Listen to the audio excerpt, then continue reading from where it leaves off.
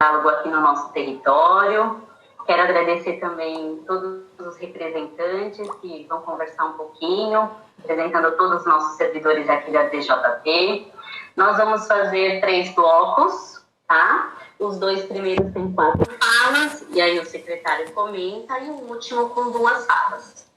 Então, nós vamos começar o primeiro bloco. Eu vou chamar a Graziele Rodrigues, professora da EMF Marechal Rondon, para dar início ao nosso diálogo. Graziele. Oi, bom dia a todos e todas que estão assistindo. Como a Suelen falou, né, eu sou professora lá do Marechal Rondon e eu estou aqui honrosamente representando, né, na minha fala, todos os educadores, né, e educadoras das quase 40 EMFs, das MFENs e da EMEBs aqui da nossa diretoria de ensino. A totalidade dos questionamentos todos que a gente levantou, né, que não foram poucos, a gente vai tentar enviar num documento específico para o senhor secretário que contemple todos os pontos levantados. Mas eu quero começar, né, reafirmando o que já vinha se expressando nas outras lives e a posição também do nosso segmento, né, que ao não vermos condições reais de implementar o protocolo da forma como ele foi organizado, a gente se posiciona contrário ao retorno proposto pela secretaria e assim como 76% dos brasileiros, né, e várias mães e pais que estão levantando e se posicionando nesse sentido também nas regiões. Na nossa leitura, ficou bastante claro que esse documento ele ainda está bastante pautado pelo olhar, né, do gabinete e ainda bastante distante da gente que está colocando, né, o nosso corpo e o nosso pé diariamente no chão da escola pública.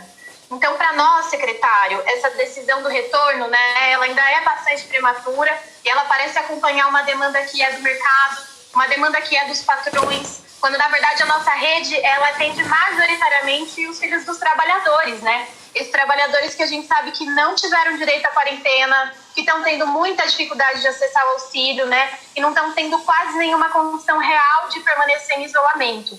Então, nesse contexto, né, dessa pandemia que escancarou aí várias desigualdades que a gente sabe que existem no nosso país, a nossa comunidade, infelizmente, ela está localizada, né, do lado mais precário dessa divisão e dessas desigualdades. Então, a única saída, inclusive, que foi oferecida para os nossos estudantes, o EAD, acabou sendo uma saída privatista e excludente, né? Milhares de estudantes que não tiveram direito à educação garantido. A realidade, secretária, é que nas regiões periféricas, o acesso às plataformas chega a ser de menos de 20%. É uma exclusão imensa. E assim como, né, na implementação do EAD, infelizmente, né, as demandas específicas dos nossos estudantes não se colocaram no primeiro plano, nos parece nesse momento que esse protocolo também não se coloca, porque se desconsidera o perfil da rede, se desconsidera o grande número de estudantes com necessidades especiais, com problemas de aprendizagem, os estudantes imigrantes, junto com uma série de outros problemas sociais que são bastante profundos na escola pública e que faz com que muitos não tenham nem a garantia de higiene pessoal nas suas casas, que está um termômetro para medir a temperatura dos alunos em casa antes dos pais enviarem eles às escolas, secretário.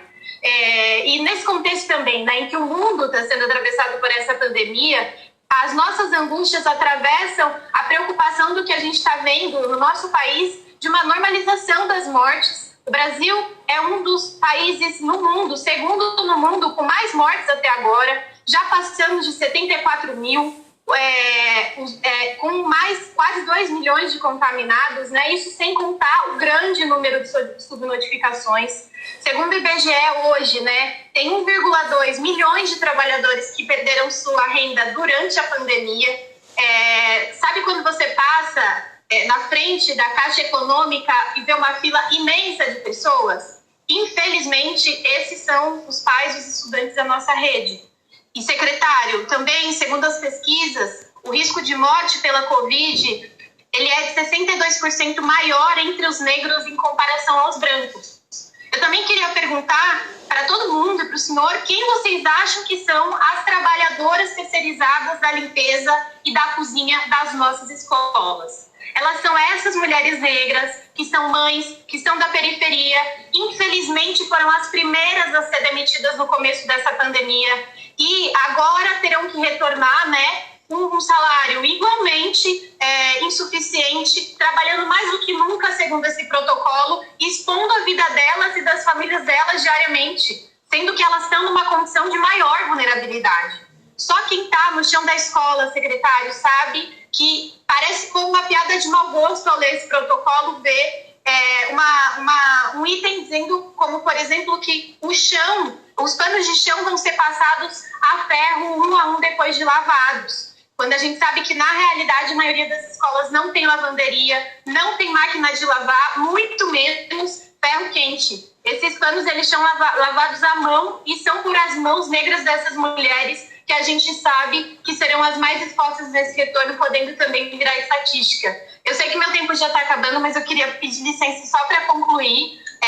Falta um pouquinho, mas é menos do que eu já falei até agora. Então, nós, né, os professores e professoras dessa rede, nunca consideramos essa pandemia uma gripezinha, como ela veio infelizmente sendo tratada pelo presidente Bolsonaro, pelo Mourão, e por isso a gente não pode ser conivente com o retorno de maneira tão precoce e de maneira pouco estruturada, secretária. E a gente não precisa reabrir as escolas para provar que os procedimentos que vocês listaram são irrealizáveis, porque essa parcela da população que inclui os nossos alunos, ela já morre todo dia de fome, de violência doméstica, de genocídio, infelizmente de violência policial, com todos esses números aumentando exponencialmente durante a pandemia. Então, nas escolas, a gente tem uma máxima de que ninguém aprende com fome. E o que está sendo a realidade é que, com o trilhas na mão, mas com a barriga roncando, secretários, nossos alunos não estão conseguindo aprender. Então, enquanto o prefeito e o governador não garantiram também, né, o cartão merenda, cestas básicas para todos, nós, educadores, nos organizamos em vaquinha nas escolas, em doações, para garantir que os estudantes não passassem fome diante dos nossos olhos na pandemia. Muitos de nós aqui nos expusemos fisicamente para suprir um papel que deveria ter sido a primeira hierarquia do governo, antes do EAD, que era garantir que nenhum estudante passasse fome. A gente se organizou com uma solidariedade que nunca vai colocar os professores dessa rede em oposição aos interesses e os direitos dos estudantes da população, e a gente não vai aceitar que, ao dizer não ao protocolo, seja essa a síntese de que a gente se coloca contra a população que a gente serve diariamente. Né? E também a gente, que é uma categoria com uma maioria de mulheres, várias de nós mães, com duplas, triplas jornadas de trabalho, a gente sabe que a gente se reinventou para viabilizar o acesso ao ensino remoto para os poucos que estão tendo acesso.